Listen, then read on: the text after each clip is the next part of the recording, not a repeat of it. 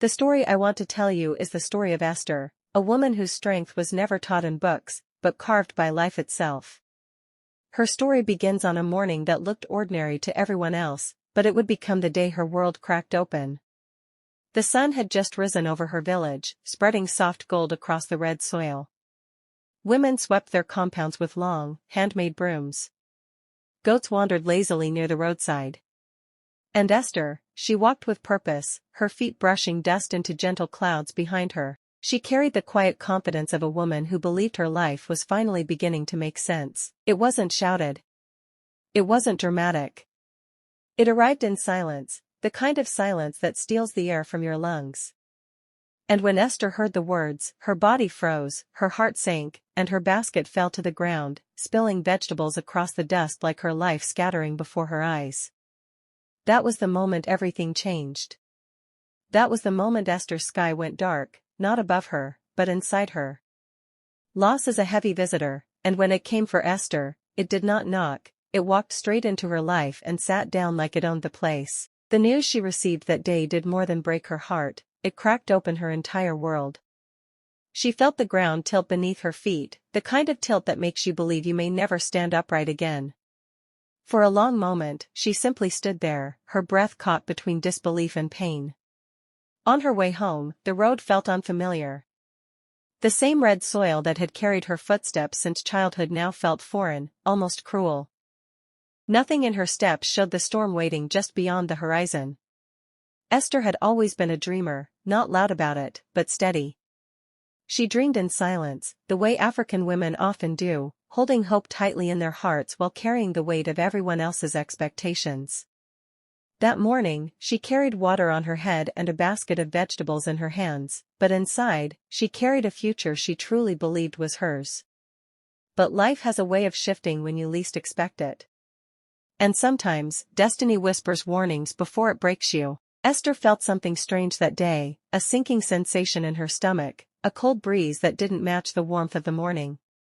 She paused for a moment, listening. But she couldn't understand what her spirit was trying to tell her. So she continued walking, unaware that every step was leading her closer to a truth she wasn't prepared to face.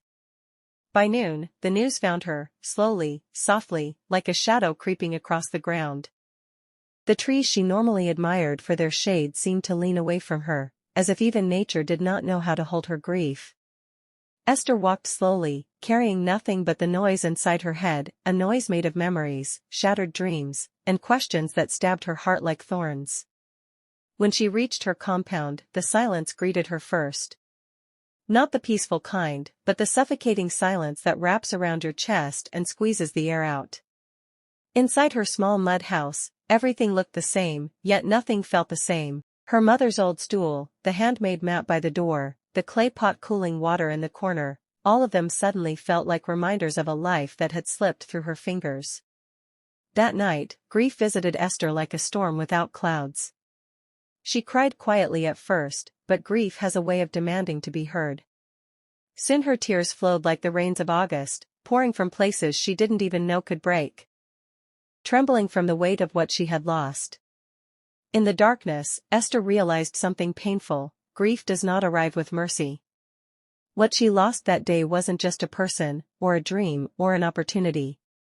She lost a part of herself, the part that believed life could go as planned, the part that trusted the future, the part that still felt whole. And yet, even in her heartbreak, something deep inside her whispered that this pain, as unbearable as it was, would not be the end of her story. In the days that followed, Esther's pain grew heavier, not lighter. Africa's sun still rose each morning, bright and brilliant, but inside her heart, the sky remained dark. She prayed, but her prayers felt empty, like words thrown into a bottomless well. She listened for God's voice, but all she heard were questions echoing inside her soul. Esther had always believed in God, not just because everyone around her did, but because she had felt His presence before. In the days that followed, Esther's pain grew heavier, not lighter. Africa's sun still rose each morning, bright and brilliant, but inside her heart, the sky remained dark. She prayed, but her prayers felt empty, like words thrown into a bottomless well. She listened for God's voice, but all she heard were questions echoing inside her soul.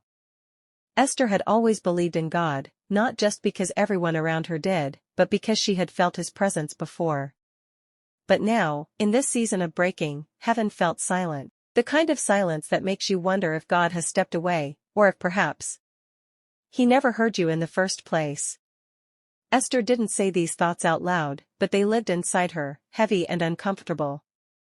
Every day, she carried her grief like a basin of water balanced on her head, steady on the outside, but sloshing wildly within.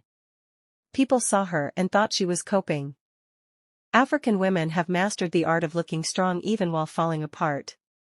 But Esther knew the truth, her faith was shaking, trembling like a flame in the wind. She wondered how a heart that once believed so deeply could now feel so empty. One evening, she sat outside her house under the mango tree. The village was quiet, too quiet. The moon hung low, the night breeze was cool, and the distant sound of drums carried through the air. But Esther felt none of it.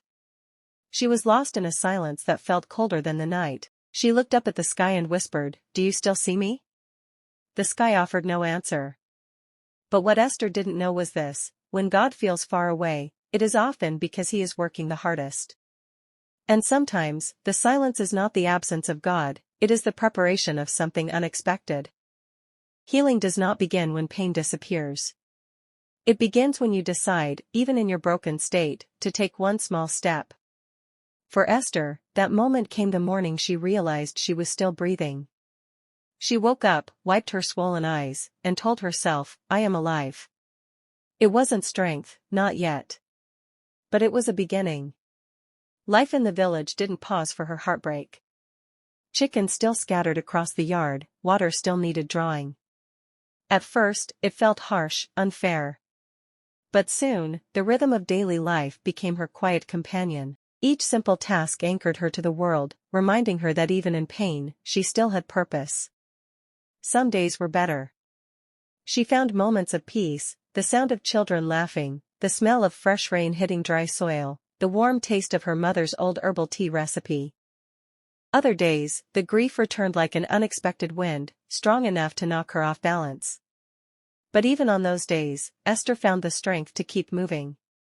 One evening, she stepped outside and saw the most breathtaking sunset, the sky painted in orange, purple, and gold.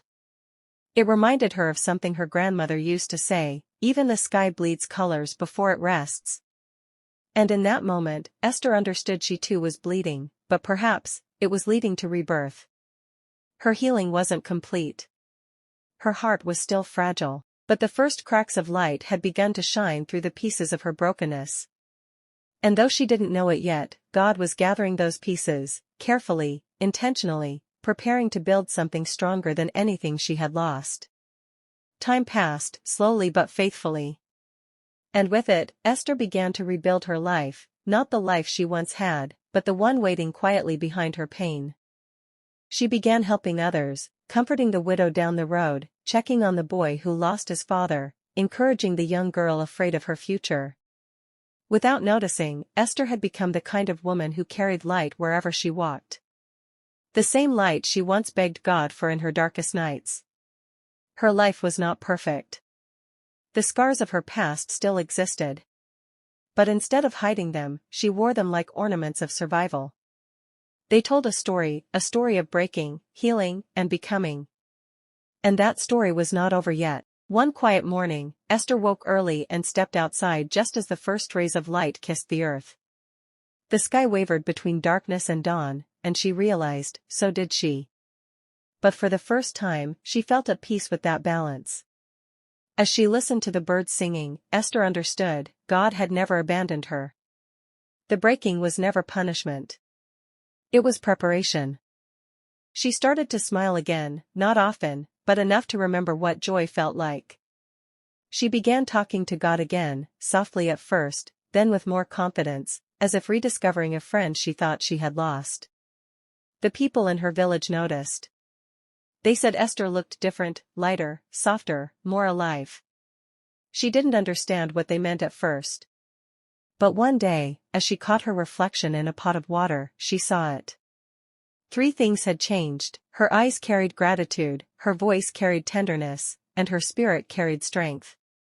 strength she didn't know she possessed. Esther discovered a new part of herself, a part built in the fire of her darkest season. She learned that survival is not about escaping the storm but about finding yourself within it.